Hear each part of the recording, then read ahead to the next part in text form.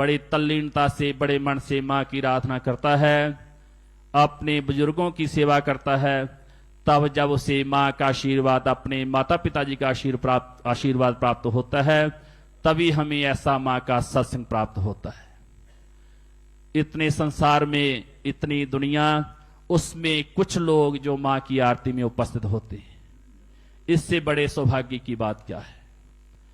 किसी को समय नहीं मिलेगा, किसी को माँ में लगन नहीं लगेगी, कोई किसी कार्य में उलझा रहेगा, परंतु कुछ ही लोगों को माँ का आशीर्वाद, माँ का सत्संग प्राप्त होता है।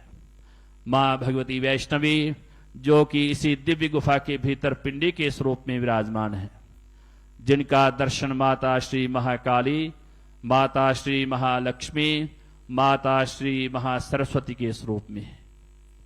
जे वही माँ आद्याशक्ति, माँ पराम्बा है, जो सदा अपने भक्तों की मनोकामनाओं को पूर्ण करती है, उनकी रक्षा करती है। जब कोई भी उनके ऊपर कोई कष्ट, कोई संकट आवे, तो माँ अंग संग साथ होकर के उसकी रक्षा करती है।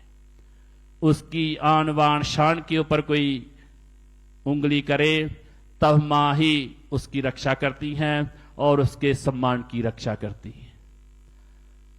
कुछ लोग माँ की आराधना करने वालों का उपहास करते हैं। किसी भी की कोई उपासना करे, कोई 10 दिन शिव मंदिर ही जल चढ़ाने चला जाए, कोई ना कोई उसे कहने लगेंगे, देखो बड़ा भक्त बना बढ़ता है। परंतु यदि वो व्यक्ति उन बातों को अपने मन में न लाए और सदा माँ का चिंतन, प्रभु की आराधना, शिव आराधना करता रहे, तो वो ही उनके इष्ट ही सारे कार्य स्वयं संभाल लेते हैं। उस व्यक्ति को कुछ भी कहने की आवश्यकता नहीं, कहने वाले तो ऊपर माँ बैठी हुई है।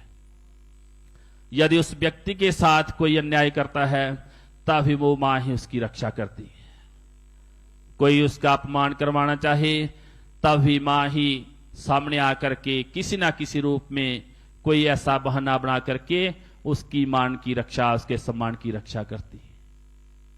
और जो लोग माँ की आराधना, प्रभु की आराधना करने वालों का उपहास करते हैं, उनका अपमान करते हैं, या कोई उनका धन छीनना चाहता है, तो उसे बड़ा कष्ट और घोर से घोर उसे संकट झेलना पड़ता है।